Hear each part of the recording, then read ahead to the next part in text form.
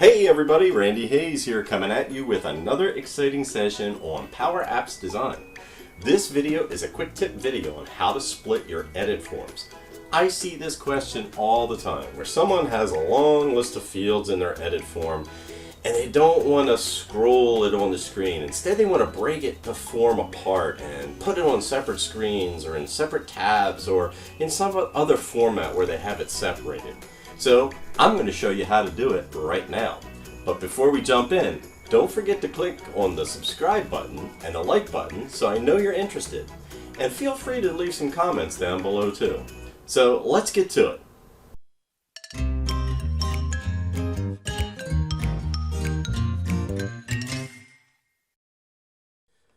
So what we're going to do is we're going to start out here with a simple SharePoint list, and I don't have a lot of columns, but I call this one lots of columns.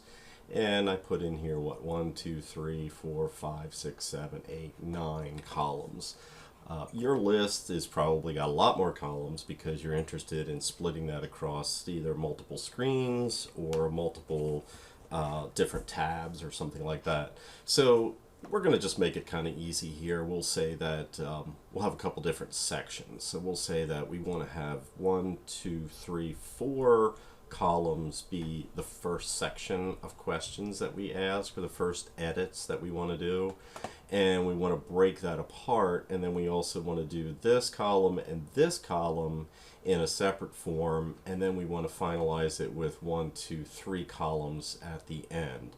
So the question is how to bring all that together. So let's go over and put together an app to make that all happen. So here we are looking at creating the app, and we're going to create split edits is what we'll call it. And now that we have our app screen ready to go, first thing we'll want to do is add some data. So in this case, we're going to go through and find our SharePoint connector, and we want to get the list from our lots of columns. So we'll go ahead and bring that in, and now we're connected to that source. Okay, so now that's connected, let's go ahead and put in an edit form, and we can start to just see what our challenges are going to be ahead of us. So we've got our edit form in here now, and this is all the different columns all listed in here. Obviously this would fit on one screen, but for the purposes of this video we want to split this apart. We want to do 1, 2, 3, 4 columns here as first section, and 1, 2 as the second section, and 1, 2, 3 columns as the third. We're going to ignore the attachments for now.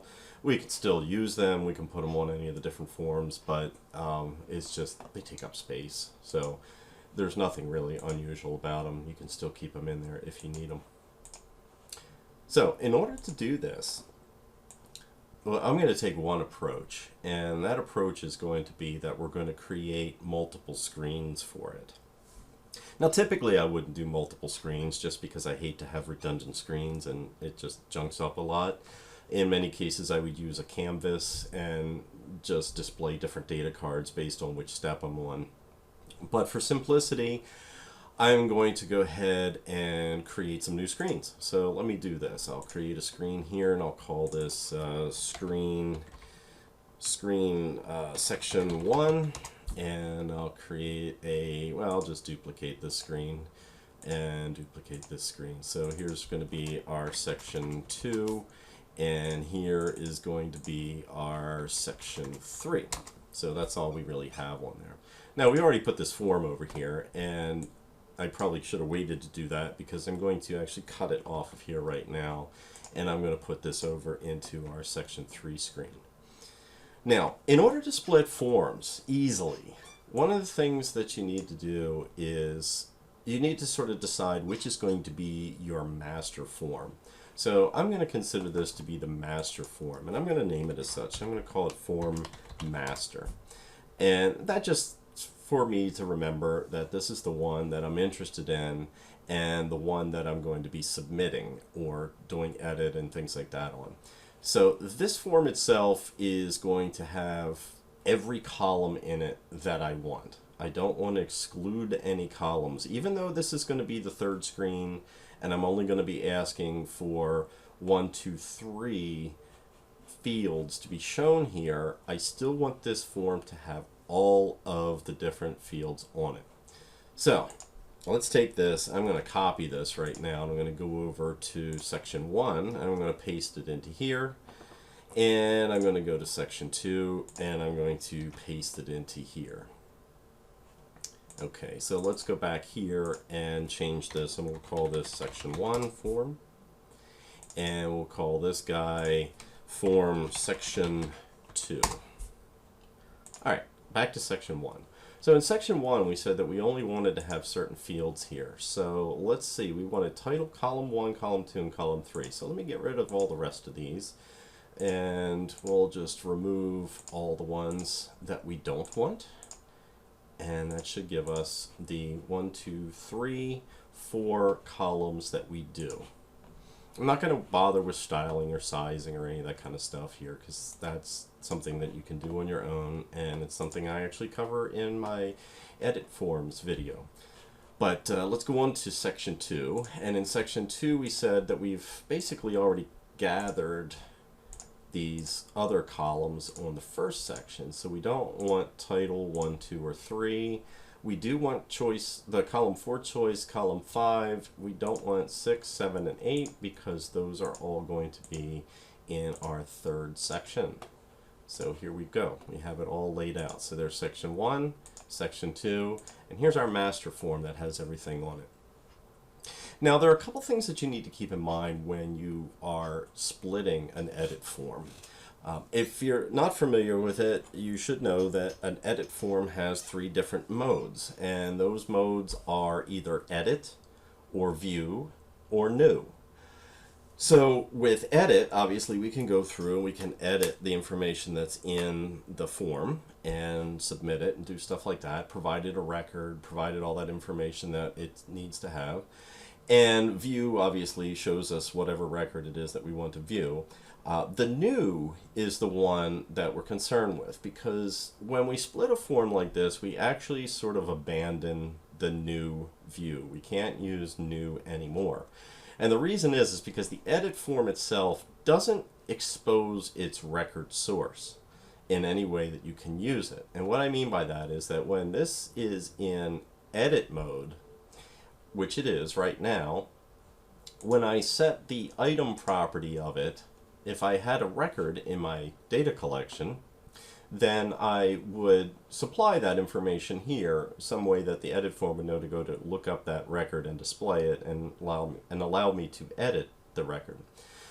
And based on that, we could actually get to that record at any other point in time in another place. But when we do new form on a form, it internally uses the defaults of our data source. And we don't really know that. We don't have a way to really get to that. So the best thing to do is just to say, you know what, let's just ignore the new mode anymore because we can simulate it. We don't need it. It doesn't apply here. So what we're going to do is set up some framework for this. And we're going to go back here to our first screen. And there's a variety of ways to do this, and this is highly dependent on how it is that your app is going to work and how you're going to go into the edit form or create new records. But the most common way is that you have a gallery somewhere and it's connected to your data source, and we'll go ahead and we'll put a label in here for title. And remember, this thing is empty right now. There's nothing in our data source, so there's nothing there we can really draw from or show on the screen. And just to show that we have a gallery here, I'm going to go ahead and put a border around it and fill it in with some color just so that we see, yes indeed we do have it. This would be the typical way that we would see a list of all the records that we have in the data source, and then we would be able to choose from that and then go into an edit form to be able to edit it. The other thing that's very common that we want to do is that we want to have a way to create new records. So here we're going to put in a little add icon just to show that's how we're going to create new records. Since the most important part about splitting a form is that you have to abandon the new mode, we're going to start with creating a new record. So let's take that approach, and in order to do that we need to revisit our forms and we need to go back and determine what it is that we're going to do to connect these together, because ultimately in the very end, what we want to do is we want to have a button on the screen for submit. And ideally, what we don't want to do is have to go through this concept of doing a patch this form, patch that form, and so forth to put them all together, because we lose functionality of the edit form. The edit form has got a lot of features that you don't want to lose. And when you go outside of that box and do your own patch with the information, you lose some of that capability. One of which is probably most important that I like a lot is the fact that an EditForm has an OnSuccess and an OnFailure. So you can sort of catch those two things automatically. And you can do things based on that. In fact, while I'm talking about it, I'm going to say right now that when we do a OnSuccess of submitting this, we want to go back to screen 1. So if I could spell it right. And now that we say that, so once this thing submits successfully, it's going to go back there. I'm not going to bother with the on failure, but ideally on failure, we want to either pop up a message and let them know that it failed, or do some other type of action. But we're just going to leave that blank for now. It's going to be successful. I know it will in this case. Okay, so let's take a look at our actual master form. So one of the things that you do in a form is that you want to typically supply it with a record so it knows what to do. We've already told it what its data source is, and now we need to tell it what its item is. That way it knows what it needs to do to actually do an edit. So typically you would do something like this in this case, because we have a gallery, and we'd say, okay, we want the source of this to be gallery 1 selected, because that's where it's going to come from. Imagine, if you will, that there was a record in here, and on our on submit of this, or on select, when we select this, what we wanted to do is we wanted to navigate to screen section 1, and from screen section 1, that's where we start putting in the information. And typically what you would do is you'd say edit form, and in this case form master, and then we would navigate to screen section 1. So that's how we get to looking at a record and being able to edit that. The problem comes in when we get to this, because what we would typically do here is we would say new form, and then say form master, and then go navigate to screen section 1. Okay, the problem is this, is that we really don't, again, as I said, we don't get a chance to use new form. It's something that we're not going to get, because the only one that's going to go into new form is going to be this form master. And we need these guys to cascade and work together. So how we'll do that is we're going to change, and instead we're going to use a global variable. So we're going to set a global variable called, we'll call it current record. Easy enough. And in this case, because we know that when the edit form is pushed into a new mode, what it really does is it looks at the data source and does a defaults on it. So we're going to do the same thing. We're going to say defaults, lots of columns list, and we'll go ahead and set it to that. And then we can navigate to section 1. All good so far. But now we're still stuck with how do we link these things together. So what we're going to do is go over here to form section 1, and let's focus on this. We're going to say that our item property is going to be the global current record. So it's going to be whatever that global record is set to. The other thing that we should concern ourselves with is going to be the mode. So if we go through here and we see we have the default mode that we can change, and we don't really want to mess with this so much. I don't want to have to deal with form section 1 and form section 2. I really just want to deal with form master. So what we'll do is we'll just say, okay, form master dot mode. So that's what we're going to do, is that this form is going to be in whatever mode form master is in. So let's take that right now and we'll copy that over. Let's go to section 2, and in section 2 we'll just paste that in right now while we have it. And the other thing that we need to do in this is we just need to change the item, and we're going to say that's global current record. So everybody is good there. Now, how do we link these together? Okay, let's go to the form master. This is where it gets to be fun. First of all, we're not worried about the default mode because that's going to be governed by whatever command we send this form to be in. So we can leave it at edit. That's just fine. But let's go down here to the item. So we know that this isn't going to work because it needs to be whatever is in that global variable. So let's put the global current record in.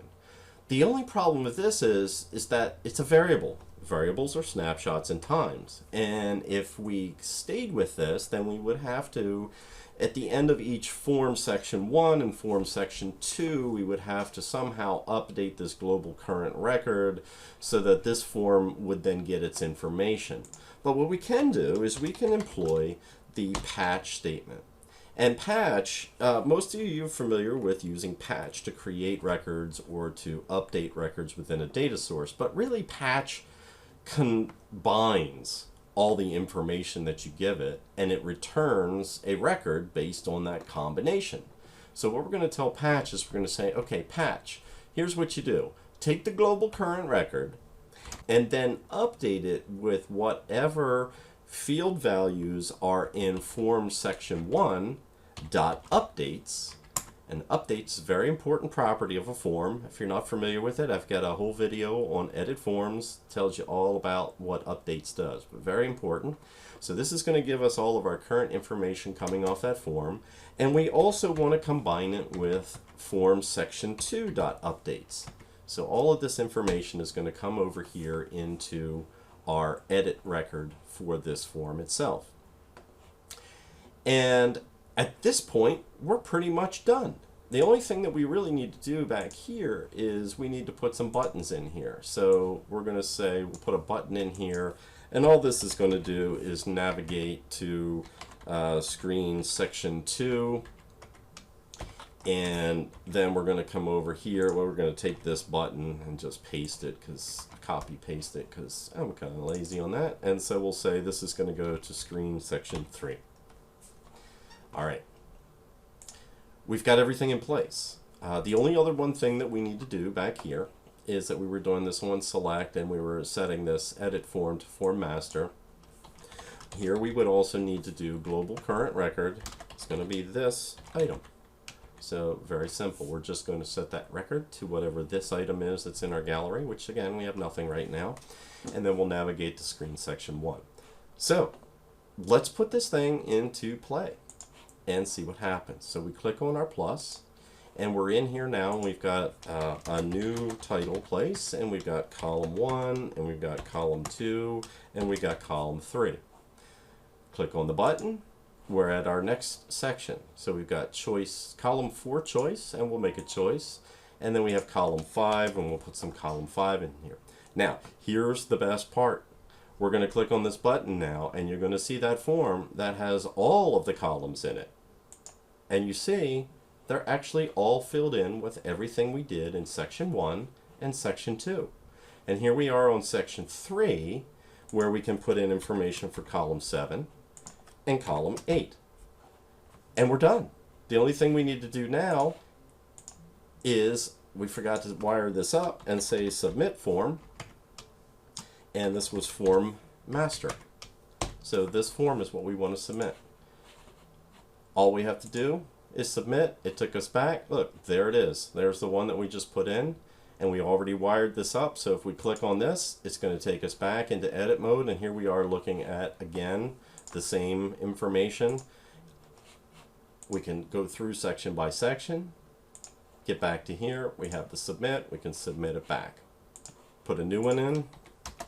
We'll say a new one. We'll say I'm just going to put in column 2 and column 5. I'm not going to pick a choice. And here you see all the information's over here. We click submit. There it is. We got it right there. Okay, so one of the other things that we would want to do in here is that in our add icon, typically we would need to do some resetting of our forms. I could put in here a reset form for form section 1 and form section 2 and just keep going. Thinking in terms of if you're really splitting these up, and let's say you have lots of different forms that you're splitting your master form into, this is probably not the best place to do it. What I would actually end up doing is I would say here reset form on form master. And the reason I do that is because I try to keep everything focused around the master form as much as possible. And an edit form gives us a action that we can use to help assist with it. So if we come back over to our master form now, we can take a look at the property of the action on reset. And in here, we can do reset form on form section 1, and we can do reset form on form section 2. And if we had more sections, obviously we could put those in there. Again, I like to do that right here because then I have one place that I need to do that. Because if there was another place in my app where I needed to create a new record, I'd want to reset the master form and have all the other forms reset. I wouldn't want to keep repeating this reset form, reset form, reset form over and over and over again in my app.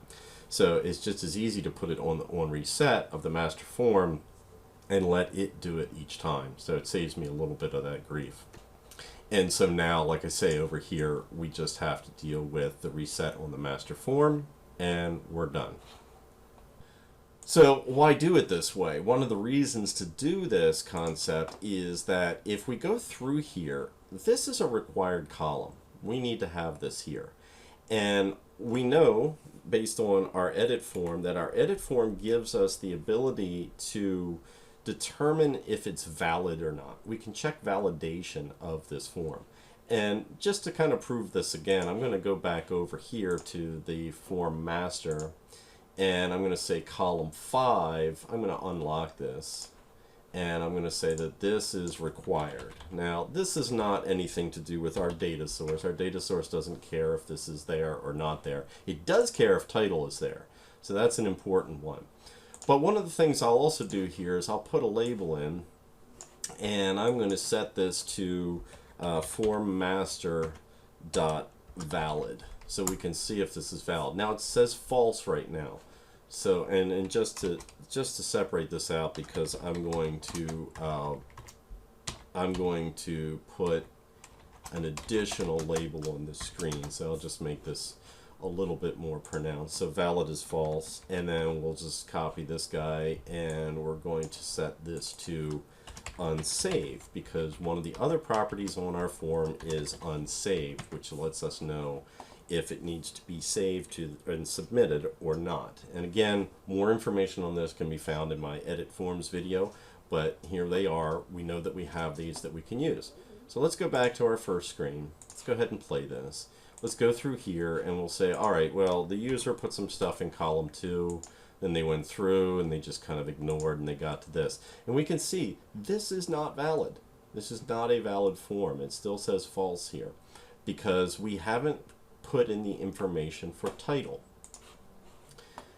Just because I'm going to need to jump back and forth here, I'm going to put a button in here, and I'm going to call it back, and we're just going to make its function back so we can go back to the previous screen. So let's go back to this, and in fact, while I'm doing this, I'm going to grab this and I'm going to put this over onto this screen as well, just because I want to have this ability here too. Alright, so if we go back and we put a title, so we put a title in here, and let's go forward now, and we see it's still invalid. And the reason it's invalid is because we didn't enter any information into column 5. If we go back to the screen and we put in something into column 5 and come forward, we see that this form is now valid. So we know based on this that this is going to submit the way that we want it. We have all the information in it that's necessary, and we can submit it. We can also see that its unsaved is showing false. Why is that?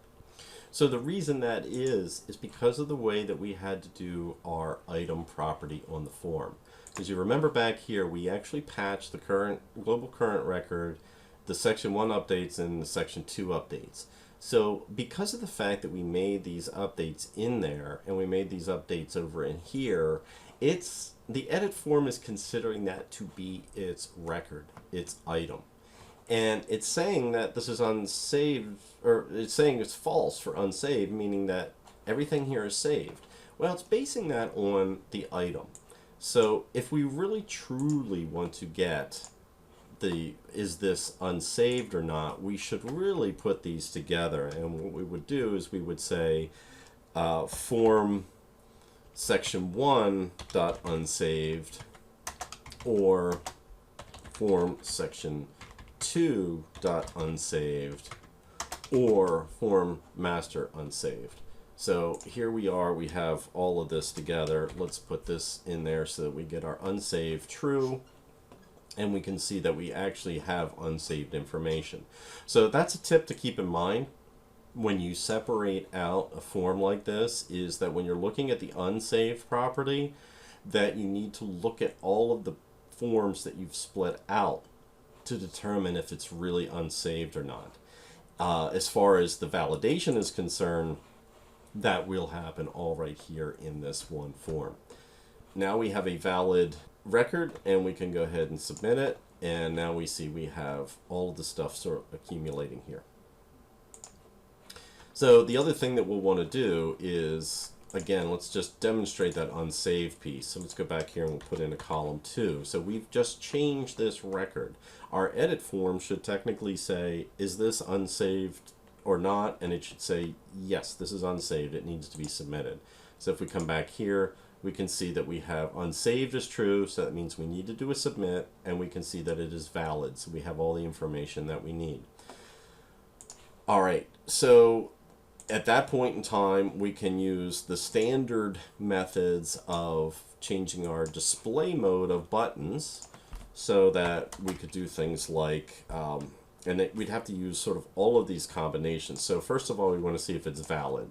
So we want to say if form master dot valid, or not form section 1 dot unsaved, or form section 2 dot unsaved, or form master dot unsaved.